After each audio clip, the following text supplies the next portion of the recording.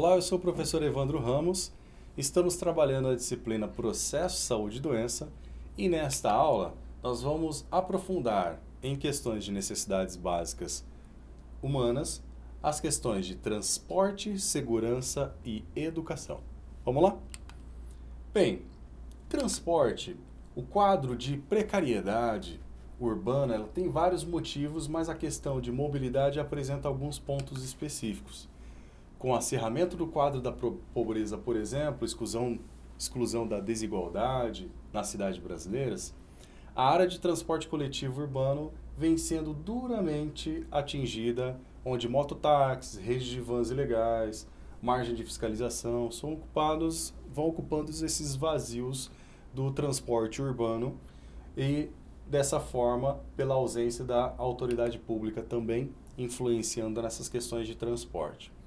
Os orçamentos públicos hoje eles privilegiam o investimento no sistema viário relacionado ao uso do automóvel também. As políticas públicas para mudar esse quadro, elas devem ocorrer com a aplicação de instrumentos da Política Nacional de Mobilidade Urbana. A partir da publicação da Lei Federal 12.857, em 2012, que instituiu as diretrizes para essa Política Nacional de Mobilidade Urbana, estabeleceu-se a obrigatoriedade para todos os municípios brasileiros com mais de 20 mil habitantes elaborar um plano de mobilidade urbana, estabelecendo rotas, estabelecendo avenidas, estabelecendo corredores de ônibus, corredores de táxis, nesse sentido. E esses projetos, eles obviamente trazem muito mais mobilidade urbana, favorecendo as questões de transporte da população e trazendo um bem-estar relacionado à saúde.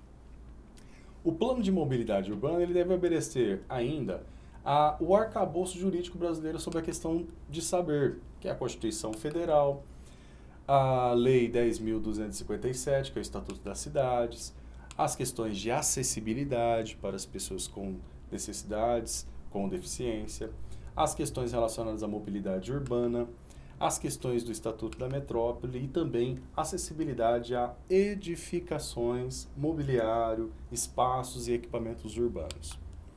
Bem, o plano de urbanização ele deve considerar a dinâmica e tendência no desenvolvimento urbano para obedecer também uma sequência lógica de atividades que respeitem os princípios técnicos e de participação social e também de sustentabilidade para a mobilidade urbana. Se um município, a prefeitura for fazer uma reurbanização de um bairro ou reurbanização de uma área central, de uma praça, é importante que ela faça no sentido de compreender melhor os aspectos de saúde e os impactos que vão ser gerados para a comunidade daquela cidade, daquele bairro. A questão de sustentabilidade no desenvolvimento urbano local, ela deve ser evidenciada numa política urbana coerente com os princípios de sustentabilidade, pela preocupação em estabelecer um modelo de circulação que supere aquele voltado para o transporte motorizado rodoviário. Bom, esse padrão de mobilidade baseado no uso intensivo de transporte motorizado, individual, acarreta em uma série de externalidades negativas para as cidades, com o destaque para os problemas ambientais e as perdas de tempo com o congestionamento urbano e o aumento dos acidentes de trânsito, por exemplo. Embora sejam aspectos relacionados a transportes, eles estão diretamente relacionados aos aspectos de saúde.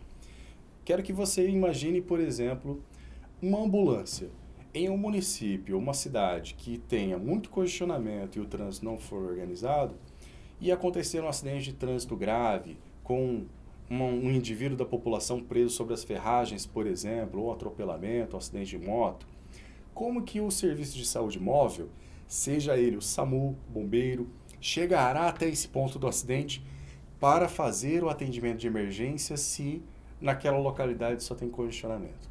Consegue compreender como essa dinâmica ela é importante para os aspectos de saúde? Ok. Quanto às questões de segurança no país, a recente passagem no país de um sistema político-jurídico, com exceção para a democracia, foi acompanhada de inúmeras reformas legais e institucionais. Essas reformas elas tiveram como escopo a eliminação gradual do chamado entulho autoritário e também a implantação de instrumentos de um sistema democrático. Esse sistema político e instituições jurídicas eles foram profundamente reformados à medida que um princípio de rotatividade de governo e também outras questões foram reimplantadas no país. As reformas, elas seguiram o caminho da profissionalização e do aumento do efetivo, da modernização dos equipamentos políticos, policiais, do fechamento de xadrezes e também, obviamente, da transferência de poder para autoridades civis.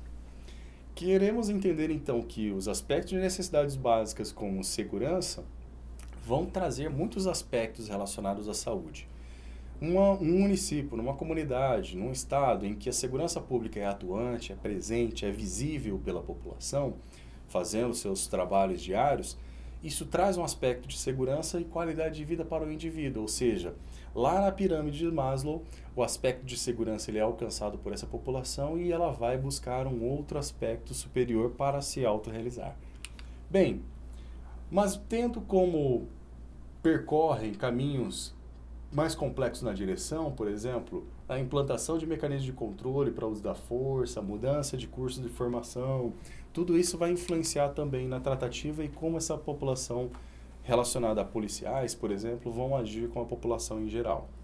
Mesmo assim, o caminho da reforma foi tortuoso e as agendas e problemas e soluções está sempre se ampliando, trazendo novos aspectos de segurança para a população.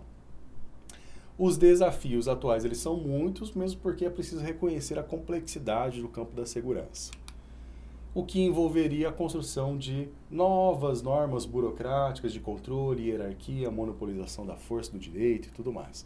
Isso já é um aspecto governamental aí que os municípios e governos estaduais e federais terão que desenvolver.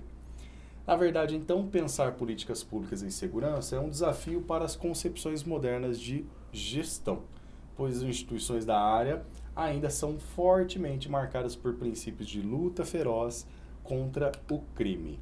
O foco dessas políticas públicas ela deve, então, não ser dado mais exclusivamente à reforma de instituições, de cadeias, de delegacias, e o maior aporte de recursos mora a setores de trabalho policiais que requeram a quantidade excessiva de recursos em decorrência de benefícios que podem trazer. Bem, é importante que as autoridades policiais elas estejam convencidas e participarem ativamente do trabalho na elaboração de novas estratégias que também estarão relacionadas à saúde. E o terceiro aspecto que vamos aprofundar nas necessidades básicas é a educação. Quando falamos sobre política educacional, é importante a gente entender e ir além da retórica como um poderoso instrumento de intervenção social. É também planejar ações voltadas para garantir o direito constitucional e subjetivo que é a educação. Mas as falas e as ações, elas representam pensamentos, crenças, valores, necessidades. O direito à educação no Brasil ele é garantido desde a primeira Constituição de 1824, mas asseguramos que somente a partir da LDB, que é a Lei de Diretrizes e Bases, estabelecidas em 1996, é que o direito universal à educação se estabeleceu legalmente, muito embora já existisse aí apontada uma outra LDB em 1971. O direito à educação a toda a população do Brasil consiste em uma norma constitucional indispensável à eficácia do princípio de dignidade da pessoa humana. Por isso, a educação está ligada às questões de necessidades humanas básicas. A Lei de Diretrizes e Bases da Educação Brasileira, além de ser a simbologia das políticas públicas de educação, ela legitima atualmente uma das mais importantes ferramentas educacionais do nosso país, que é o Plano Nacional de Educação. Por que existir um Plano Nacional de Educação? Pois dessa forma as populações de todas as comunidades, estados e cidades têm o mesmo nível de formação educacional. Isso favorece em muito o desenvolvimento intelectual da população e também o acesso a bens e serviços. Uma população que é ensinada e instruída a ler e escrever, ela vai compreender aspectos de saúde que você, profissional da saúde, irá passar como orientações, como treinamentos, como palestras e irá aplicar no seu dia a dia nessas comunidades. Ok? Bem, nesta aula nós trabalhamos de maneira um pouco mais aprofundada os aspectos de necessidades básicas humanas de 3 itens, que foram o transporte, a segurança e a educação. Espero que você tenha compreendido todos esses aspectos e a importância deles relacionadas à saúde da população e à nossa saúde. E fico por aqui e aguardo você na próxima aula.